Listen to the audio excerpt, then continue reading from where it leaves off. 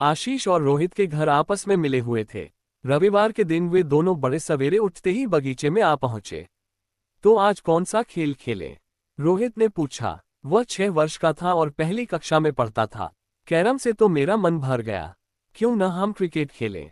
आशीष ने कहा। वह भी रोहित के साथ पढ़ता था, मगर उसके लिए तो ढेर सारे साथियों की जरूरत होगी और यहाँ हमारे तुम्हारे सिवा कोई है ही नहीं। रोहित बोला। वे कुछ देर तक सोचते रहे, फिर आशीष ने कहा, चलो गप्पे खेलते हैं। गप्पे? भला ये कैसा खेल होता है? रोहित को कुछ भी समझ में नहीं आया। देखो मैं बताता हूँ, आशीष ने कहा, हम एक से बढ़कर एक मजेदार गप्पे हाँकेंगे। ऐसी गप्पे जो कहीं से भी सच न हो। बड़ा मजा आता है इस खेल में। चलो मैं ही शुरू करता हूँ। ये जो सामने अशोक का पेड़ है ना, रात में बगीचे के तालाब की मछलियां इस पर लटककर झूला झूल रही थी। रंग बिरंगी मछलियों से यह पेड़ ऐसा जगमगा रहा था मानो लाल परी का राजमहल। अच्छा, रोहित ने आश्चर्य से कहा, और मेरे बगीचे में जो यूकलिप्टस का पेड़ है ना, इस पर चांद सो रहा था।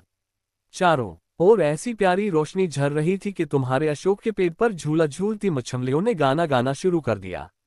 अच्छा, कौन सा गाना? आशीष ने पूछा। वही चंदा मामा दरू के पोए पकाए गुड़ के, रोहित ने जवाब दिया। अच्छा, फिर क्या हुआ? फिर क्या होता? मछलियां इतने जोर से गा रही थी कि चांद की नींद टूट गई और वह धाम से मेरी छत पर गिर गया।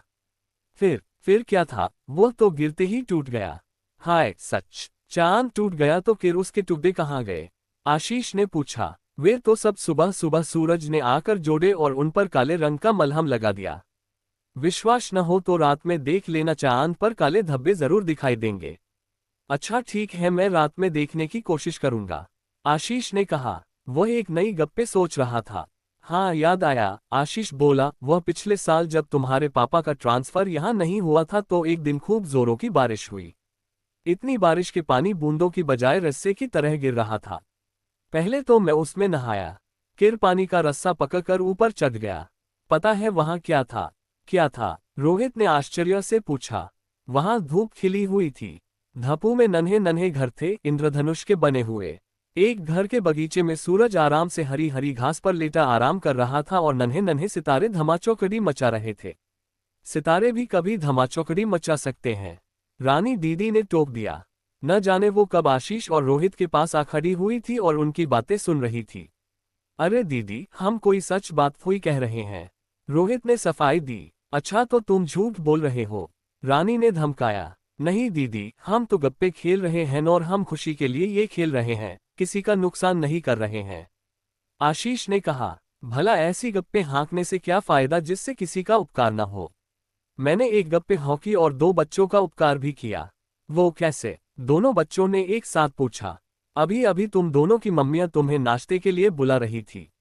उन्हें लगा कि तुम लोग बगीचे में खेल रहे होगे, लेकिन मैंने गप मारी कि वे लोग तो मेरे घर में बैठे पढ़ाई कर रहे हैं।